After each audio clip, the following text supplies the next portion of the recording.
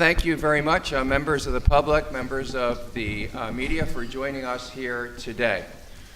This morning we had an initial North-South Activist Summit meeting.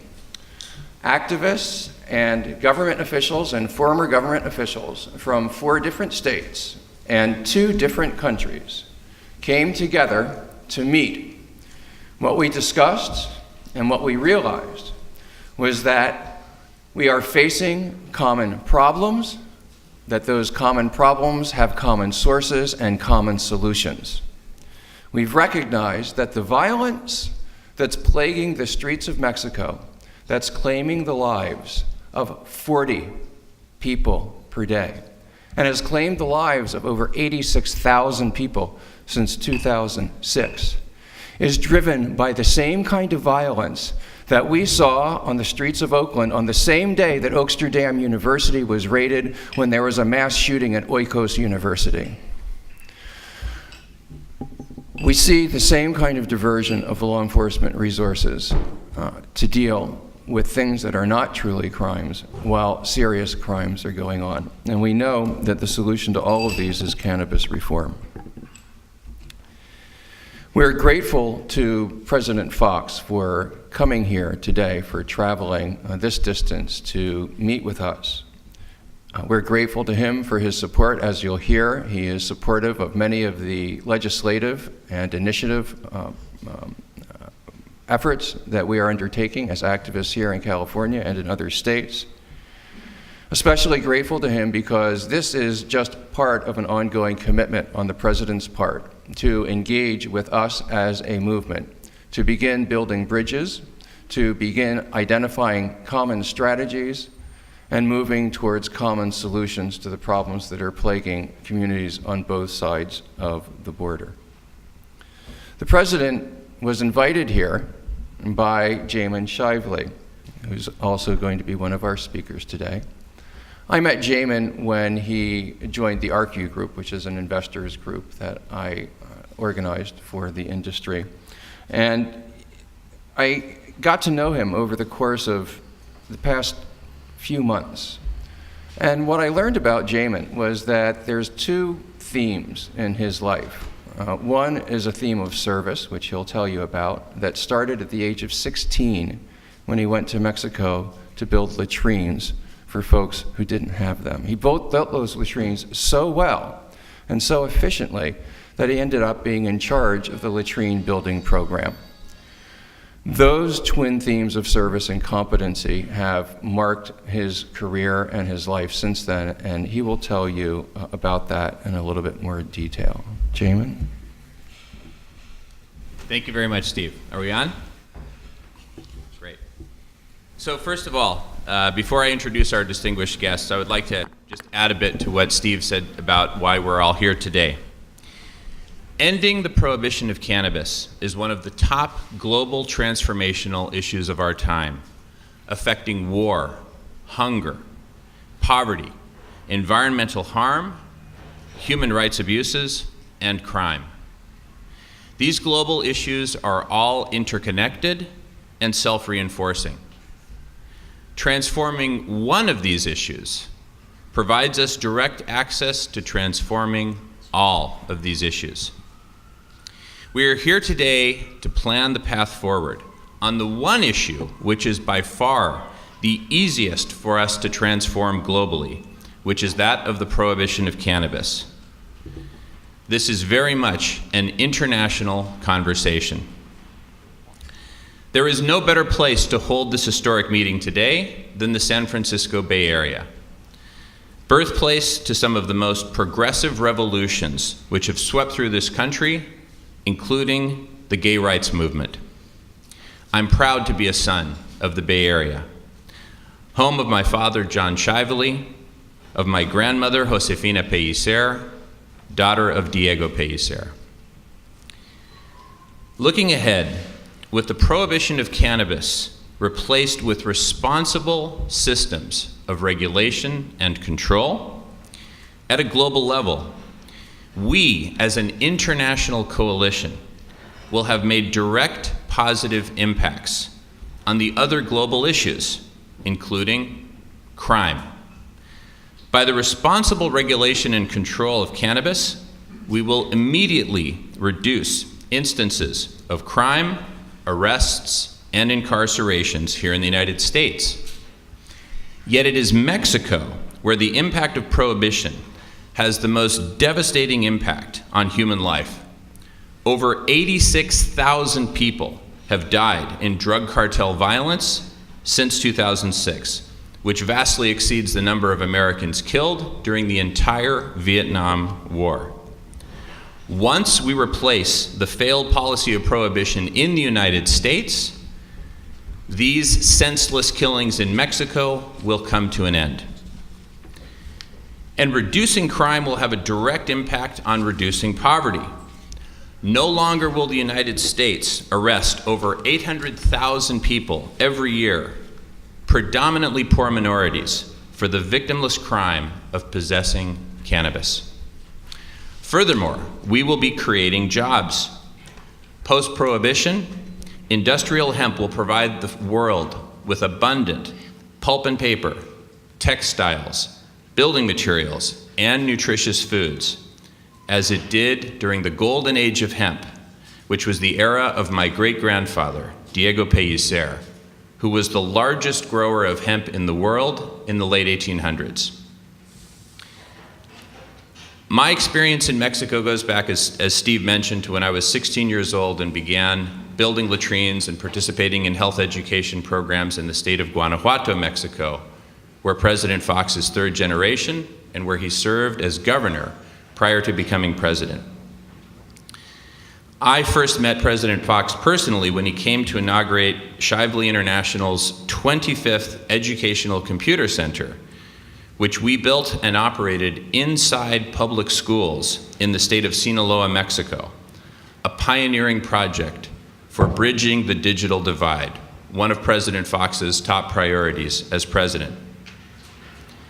It is my honor to introduce to you a man who has dedicated his life to leading his country and the world in transforming our planet through his leadership and through his shining example into a more peaceful, loving, and prosperous world. Ladies and gentlemen, I present to you the first democratically elected president of Mexico, President Vicente Fox. Señor Presidente.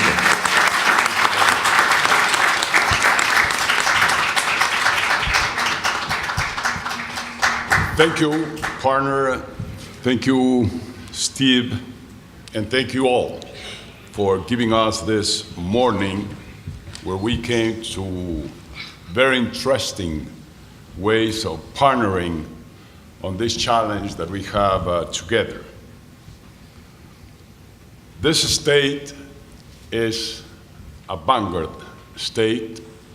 This city, this Bay Area, is leading the road to a safer community, to eradicating violence, crime, separating the issue from health in the case of cannabis, and the proposal, very positive, that it represents. I am here to address all of you because of the horrific violence that is spread out through Mexico on the so-called war on drugs. Every day we're losing 40 young people. Every day we're paying the toll of blood and violence. And we in Mexico must get out of this trap. And we have seen here how, with using talent, wisdom, and intelligence, we can detonate a process to move out of violence. And I am absolutely convinced that by partnering, by working together, we will speed these virtuous processes and make sure that we bring peace back to Mexico, to the families in Mexico.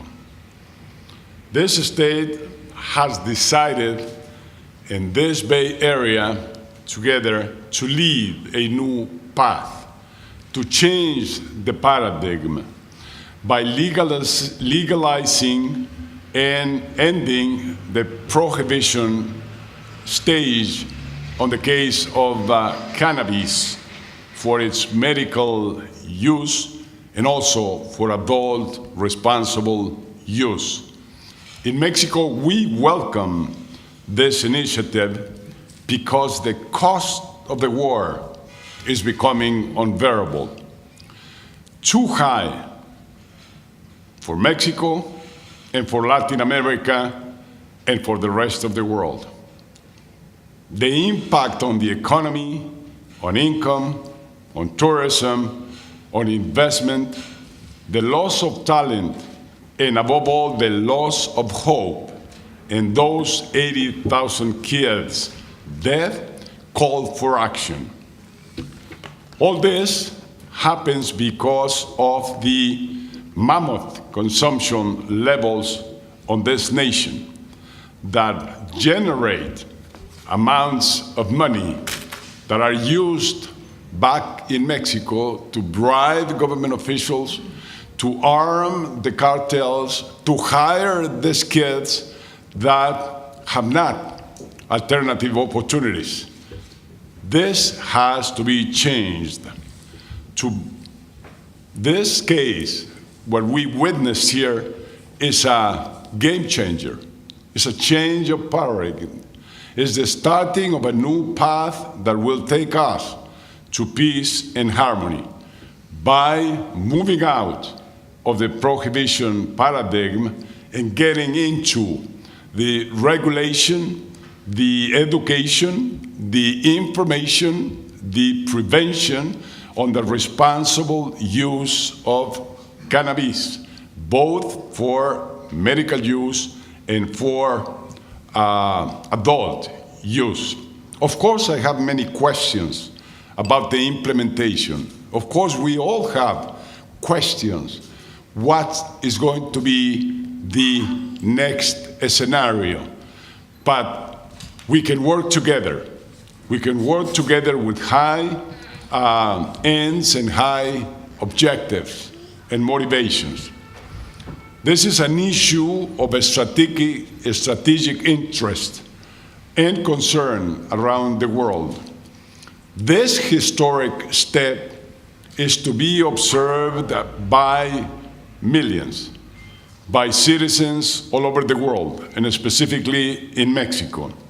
This is why we have invited to come to Central Fox in the community of San Cristobal in the state of Guanajuato in Mexico for a symposium where an important U.S. delegation has been invited to come and a delegation from Mexican relevant leaders that take decisions on this respect.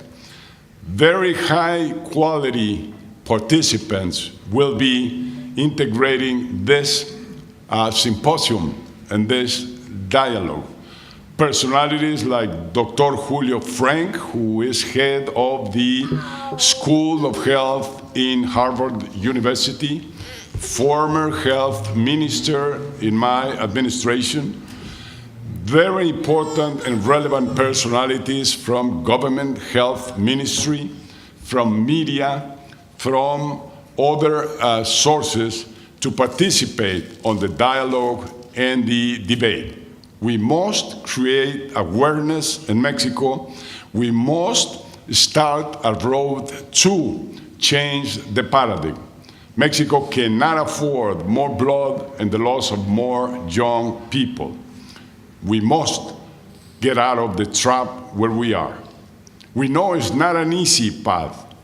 And first and above all, this task will be full compliance with the law, like is being done here.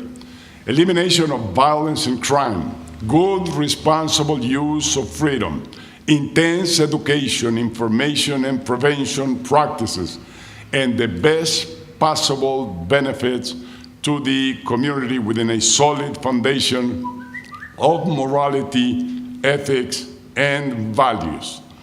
We have witnessed the case here in the Bay Area. We have been able to see how central government, federal government, keeps pressing a sovereign decision that has been taken by citizens of these states and other states, like the state of Washington or the state of Colorado. This situation must change, and we must provoke that change by working together. This is why we have decided to partner and work together.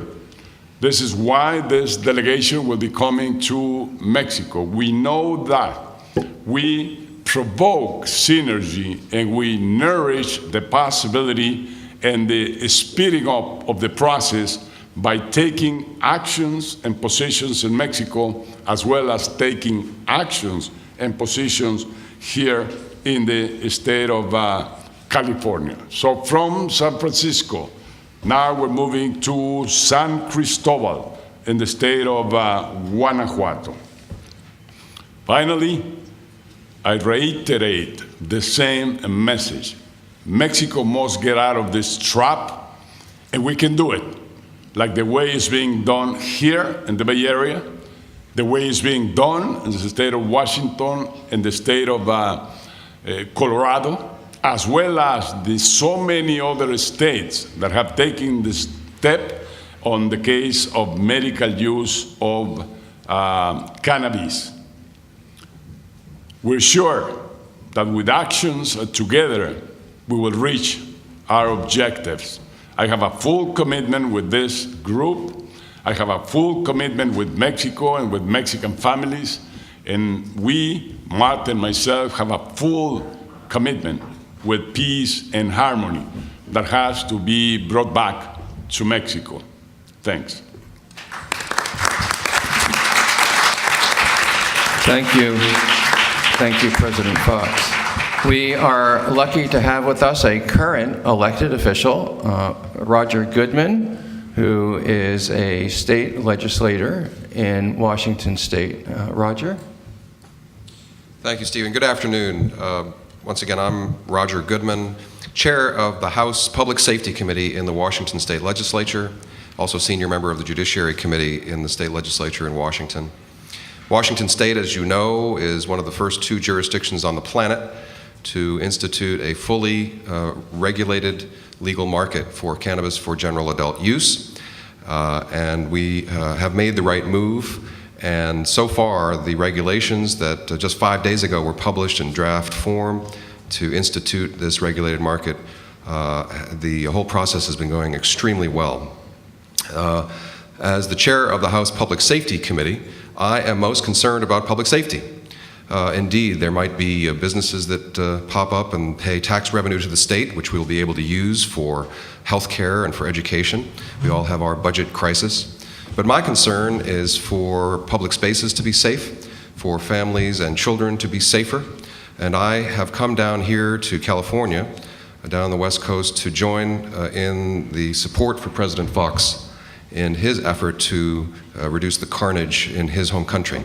Because the model that we have put into place in Washington State is a model that should and I believe will be replicated across the country and across the world. And I'm aware that there are legislators in Mexico who are taking the Washington State model and replicating it to have legislation introduced in Mexico very soon. So I just wanted to state that I'm willing to come all the way down here to California to express my support for President Fox and his effort. This is an international effort, and we in Washington seek to sort of set the standard. And as I said, we're doing very well now in coming up with the regulations. The governor of the state and the attorney general of the state of Washington, with whom I have almost daily contact, as well as our Liquor Control Board, which will be renamed the Liquor and Cannabis Board, the regulatory agency in charge of our new regulatory system, are fully in support and are investing our political capital in ensuring that this new regulatory system will be successful and in our negotiations with the federal government as well. Prohibition has failed, and a rational, strict regulatory system that we are now imposing in Washington State is the way to go. We want to make sure we do it right, and I believe we are doing it right, and so I'm very pleased to be here. Thank you.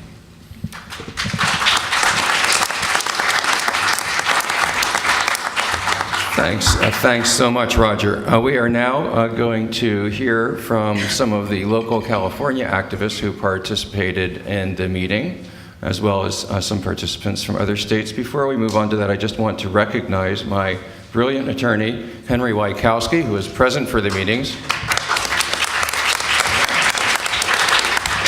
Henry has no comment at this point, but I did want to recognize him. I think we'd like to hear now from Dale Sky Jones. Dale has been of service to our community and our movement in many different ways over the past several years. She's one of our most brilliant leaders. Every time I sit down to speak with her, I hear a new great idea about how to make change. Dale? Thank you so much, Steve, and thank you for pulling this together. As I sit here, I'm just extremely excited to see the bravery and leadership from elected officials. It's very difficult for current elected officials to step out, and it is in fact necessary that former elected officials step out. And so we appreciate your bravery in taking the lead in this, because it's truly what's going to get us a change in this policy. We do have an opportunity for safer communities if we simply choose to control, tax, and regulate cannabis for adult consumption and for medical use. This really is two separate issues. One is medical, and the other is civil justice. And we are on the cusp of the next civil justice revolution. Frankly, nowhere has the American drug war affected more people than Mexico. So it's even more important that the people that we trust to lead us, that we elect to represent us, step out and take the lead in this. As Chancellor for Oaksterdam University, education is what I believe is the key to move this issue forward, to educate those that we love, and most importantly, to educate our children. This little one is a constant reminder to all of us of why we're really here, isn't it? It's about the children. It's about saving our children. And it's about our kids growing up in a society that values not just who they are and what they do, but what they're capable of. And as we approach the 50-year anniversary of our own American hero, Dr. King, I also have a dream that we're going to let this little one grow up in a world where we value not just him, but also little ones just like him that come from Black or brown communities and are automatically targeted simply because of the communities that they come from. It's important that white women stand up and start talking about this. It's important that you start discussing this with your grandparents, with your sons, with your daughters, with your sisters, probably not with your bosses quite yet. That was a joke. I know this is a very serious issue, but this is part of where we have to get to, is allowing the influence to happen. There are two things that people need to know, to believe in, to make this change. They need to know that it's worth it. It's up to us to illustrate the great change we can make. And they need to know that they can do it. And it's the people on this panel, I think, that will give faith to the individuals in their own community that we can make that happen. So I'm proud, as the chairwoman of the Coalition for Cannabis Policy Reform, which is the largest organization here in California, representing everyone from Latino organizations, NAACP, labor unions, cops, moms, folks just like yourself, to try to make this change. I do appreciate your time and consideration in this matter, and I hope that you yourselves choose to get involved and visit these websites. I know that you have a couple as well, cannabispolicyreform.org, or just learn more at Oaksterdam University. But the key here is to educate yourself. This isn't about legalizing marijuana. This is about building more schools than prisons. Thank you. Thanks so much, Dale. And let's hear now from the other Dale of our California cannabis movement, Dr. Geringer, who has also served us mostly very consistently in the role of Director of California Normal, an organization that's been active here on the ground arguably longer than any other organization. Dale. Thank you, and thank you, President Fox, for expressing your support on this important issue. This really is an international issue. The traffic is international, the crime and violence are international, and the laws are international as well. Marijuana, the word, came to us first from Mexico. The war on marijuana really took root here in the United States, and it was 100 years ago that we had the very first marijuana arrest of Mexicans in California, in Los Angeles, in 1914. Since then, the war expanded. We had a national law in 1937, and finally, prohibition was ensconced in an international treaty in 1961, really at the instigation of the United States. And this international treaty is with us yet and remains an important stumbling block to real reform in the United States, because this treaty commits the United States and Mexico and every country in the world to keeping cannabis illegal. Keeping the use illegal, keeping the trade illegal.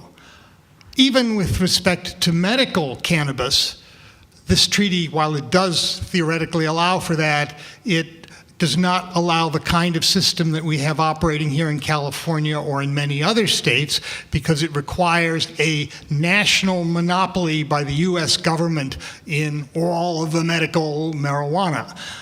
So even that's not happening. So we need changes in international law and in the international treaty to go forward. So this problem, we will do what we can here in California, but we need support from all over the world on this. And we are really glad that President Fox is here to put Mexico's hat in the ring. Thank you. Thanks.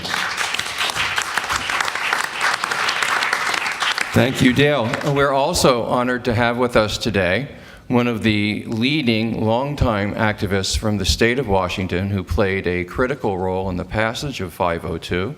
I first got to know John Davis as an organizer for the largest event in our movement, the Seattle Hemp Fest. He's worked tirelessly over many, many years on behalf of this movement, on behalf of our community. He's now a pioneer in the legal adult use cannabis industry in the state of Washington. John? Thank you so much, Steve.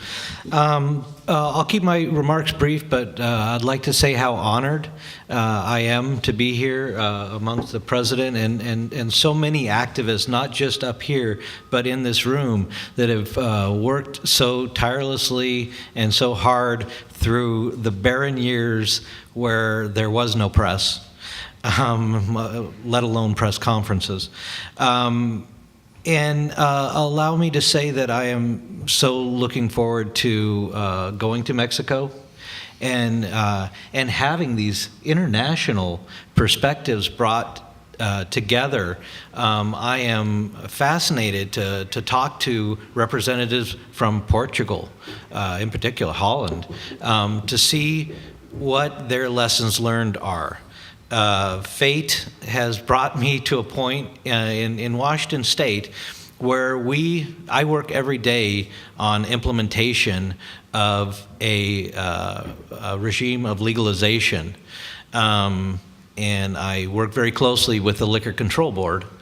And I am so looking forward to hearing what those voices say at the conference and having the opportunity to bring those voices to listen and to bring those voices and those lessons learned back to Washington, because I understand that we have to have success in this program of 502, that if we don't do it correctly, that we run the risk of having the world be able to point to us and say, legalization didn't work. Taxation and regulation needs to be seen as a success. And I thank you very much for having me. Thanks so much, John. We are going to close with some comments by my friend Nate Bradley. Nate also has a lifetime of service. He is a veteran. He also served as a narcotics enforcement officer for a number of years, recognized the lack of integrity in pursuing that profession, changed his ways, and is now one of the leading law enforcement advocates for changing the cannabis laws. Nate?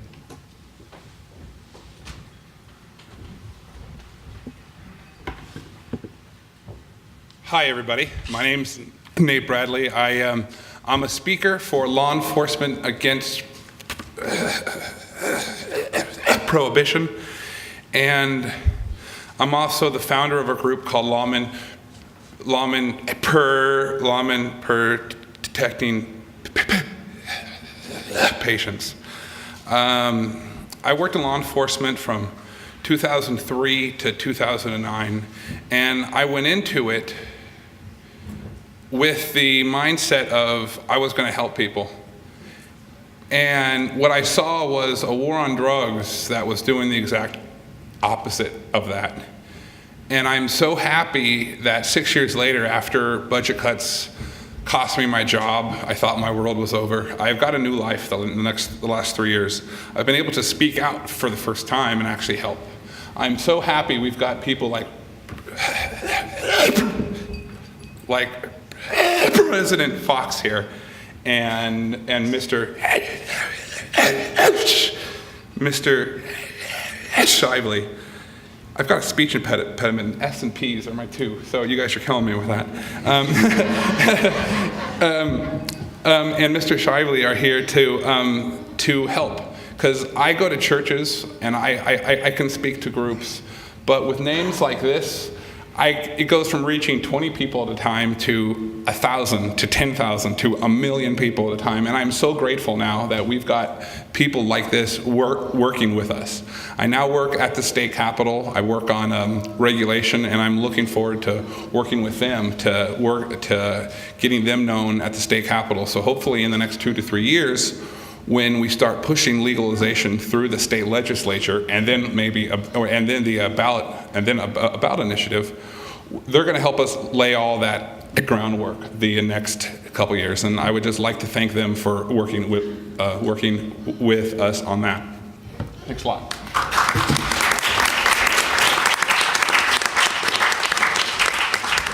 Thanks so much, Nate, and all of our presenters. I realized that in making the introductions, I neglected to introduce myself.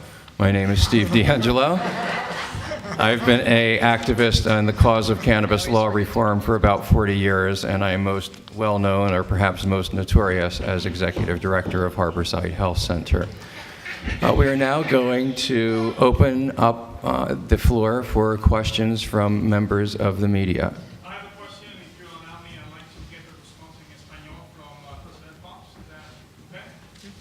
Yes, this lady had her hand up first, so if we could just take her question first, then we'll be right to you.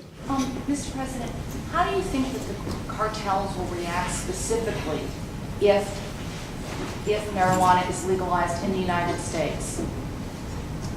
What would they do?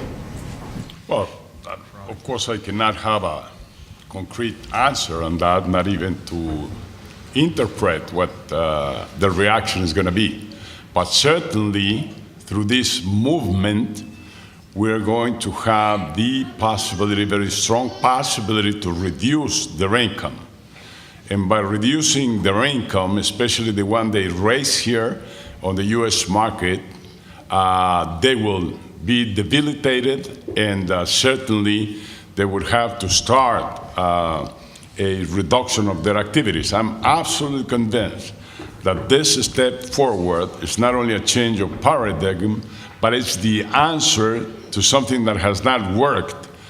Nor did the call for the war on drugs made 40 years ago by President Nixon totally a failure, an absolute failure, nor the call for the war on criminals and drugs in Mexico convoked by President Calderon.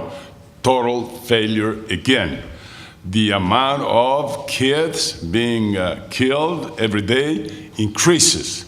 So we must stop this. The longer we take, the more days that we will have a loss of 40 kids every day are being killed in Mexico. This is why we convoke with urgency to this meeting. That's why we're sitting together. That's why we're running this symposium in the state of Guanajuato. Friend from Univision. Telemundo, perdón. Tres partes. Uno, ¿cuál es la justificación para legalizar la marihuana? Dos, ¿le preocupa que lo vean como que el presidente se pasó a vendedor de marihuana? Y tres, ¿usted fuma marihuana?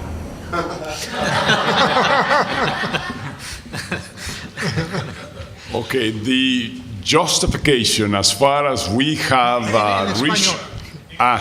la justificación hasta donde hemos hecho investigación en el think tank de Centro Fox es clara, es evitar la violencia, es terminar con esta guerra inútil que solo ha provocado sangre y muerte en México. Número dos, es para ilustrar, para llevar información concreta y objetiva a los mexicanos, mis queridos paisanos, aquí en los Estados Unidos y a todos los mexicanos en México.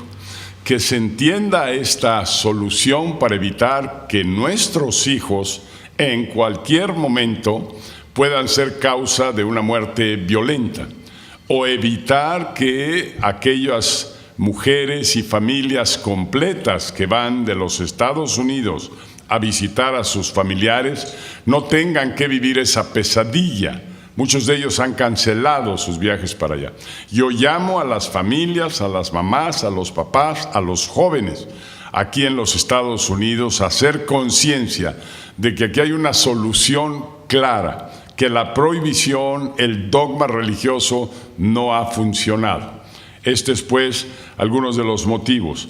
Sobre el caso mío, tengo que decir un no rotundo. Ni he probado, ni he intentado, ni lo voy a hacer. Mis razones son de compromiso total con México, de ayudar a México a salir de esta trampa en la que estamos y de lograr que la paz y la tranquilidad regrese a nuestras calles, a nuestras carreteras, a nuestras ciudades, a nuestros ranchos y rancherías. ¿No le preocupa que vean que quizás se está aprovechando de esto para cultivar, generar dinero y que lo vean como que el presidente que se pasó a cultivador de marihuana? Esa palabra no cabe en la acción que está haciendo Centro Fox. Somos una fundación sin fines de lucro, sin motivos partidistas, sin motivos religiosos. Y esta acción que se está tomando aquí en los Estados Unidos es una acción de responsabilidad social. Nadie está buscando hacer más negocio.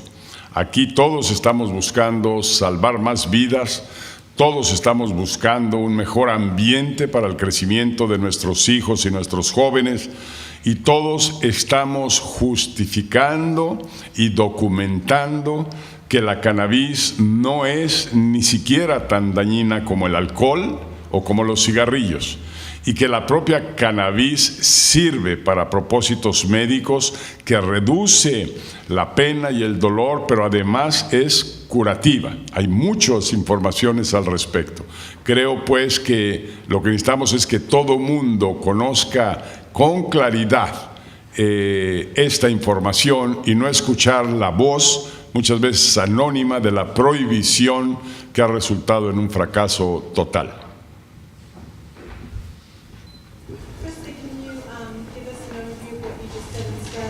And secondly, can you tell us, Mr. President, what role do you envision yourself playing in Mexico in regard to the legalization of cannabis? Okay, I came here first to Seattle in the state of Washington, and now to the Bay here in California.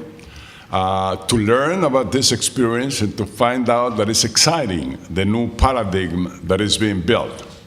I know the stories of Portugal, which after 10 years of legalization, and the end result is 25% decrease in consumption. And this story is going to be told right there in San Cristobal at the summit, at the symposium that we're convoking. Same thing with Holland. Everybody thought that they were going to be destroying families and destroying the nation and its economy, and nothing special happened. So what we have to use is our wisdom, our capacity to think, and our capacity to freely decide with responsibility. We were created free. The founding fathers of this nation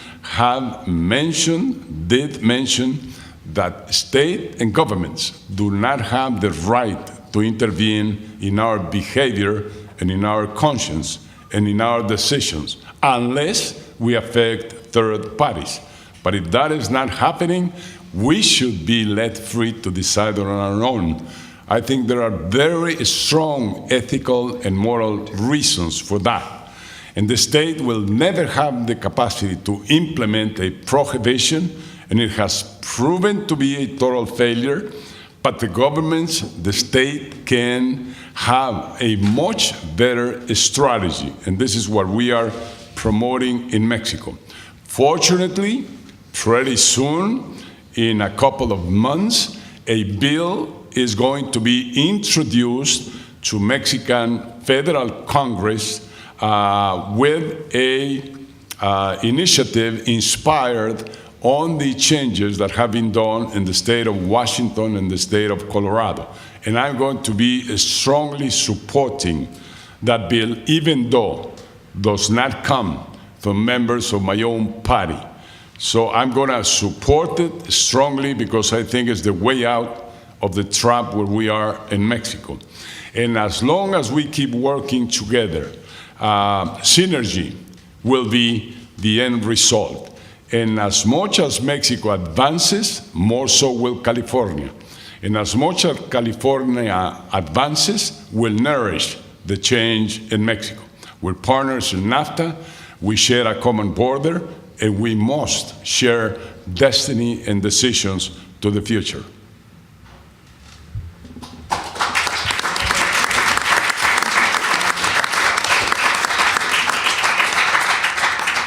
President Fox, if marijuana were to be legalized, there's still illegal drugs in which the narco-traffickers deal that are in high demand in the United States. Do we have an idea of how much of the cartel's business is in marijuana and how much violence would be reduced should marijuana just be legalized? Step at a time, step at a time. Let's take the example of alcohol. Not because red or white wine has a much lower content of alcohol or vodka has much more, there's a difference in the way they're treated. So I am all along for legalizing all drugs together like Portugal did. Because the reasons behind is ethical and moral reasons. It's this freedom that we all are created with to take our own decisions responsibly, to take care of our body and our health within our own decisions. So to me, it should be all drugs which might be today the last frontier of prohibitions. Prohibitions have been eradicated.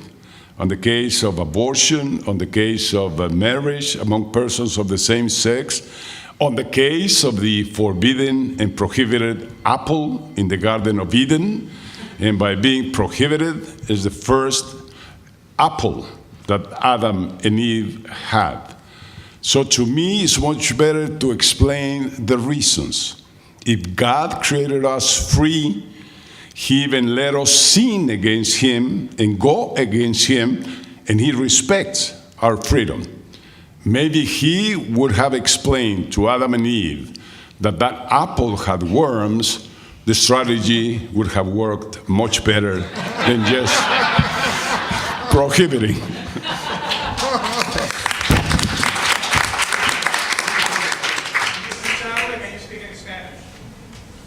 Con mucho gusto. ¿Cuál es su justificación? ¿Cuál es su idea? ¿Y es realista? Bueno, mi idea es participar con el señor presidente en el simposio que estamos convocando en México de las fechas 18 al 20 de julio, empezando apenas en 10 días. Ahora, convocamos esta rueda de prensa por la razón de que es urgente dar a comunicar lo que estamos convocando en México y lo que vamos a convocar después. Hay urgencia. Se están muriendo 40 personas diarias en el país de México, dado esta guerra en contra de las personas, que algunos dicen guerra en contra de las drogas. Es una guerra en contra de las personas. Nosotros pedimos una disculpa por tan poco aviso. Apenas en 10 días comienza el simposio en México. Pero como como decimos el señor presidente y yo, más vale pedir perdón por el poco aviso, el corto aviso por el simposio, que pedir perdón en 40 funerales en México mañana y pasado mañana y el día después. Es por eso que nosotros nos aliamos en convocar este simposio sobre la legalización y el uso médico del cannabis. ¿Y es realista pensar de que hay suficiente apoyo para que haya un cambio significativo? Absolutamente. Esta cuestión de que si es realista o no, cada revolución que se ha dado en el mundo, primero la gente dijo, es imposible, no se puede. Y la gente rió. Y después la gente dijo las razones por las cuales no se puede hacer. Pero en ocasión, revolución tras revolución, nosotros, los seres humanos, hemos mostrado que sí se puede. Absolutamente es realista. I am just struck by this bilingual exchange that we're having, and what an illustration of it is of the commonality of the problems that we are facing and the commonality of the solutions that we are pursuing. Could you briefly reprise your remarks in English, though, for those of us in the room who don't speak fluent Spanish? Thank you, Steve. Absolutely. So the question was put, why are we working here today, and what is the purpose of what we're doing? And so I mentioned that we have organized a symposium jointly. Centro Fox is organizing the symposium, and I, as CEO of Diego Pellicer, am proud to be a sponsor of the symposium for the legalization and medical use of cannabis. This symposium begins the afternoon of July 18th and extends through July 20th in San Cristobal in the state of Guanajuato. And I also expressed that there is urgency. Now, this is just with 10 days of notice that we're announcing this at this press conference, and we apologize for the short notice. And I said, we would much rather apologize to the American people and to the international community for the short notice in inviting everyone, experts, representatives from government, representatives from the movement of cannabis, and other experts to come to this symposium on such short notice than to apologize at another 40 funerals tomorrow in Mexico, and another 40 funerals the day after that, and the day after that. There is urgency here. Steve D'Angelo said, if this level of carnage were existing in the United States, something would be done about it immediately. It is our failed policy of prohibition in the United States which is directly responsible for this massive level of death in Mexico, and we must treat it with the same level of urgency as if these deaths were happening on our own soil.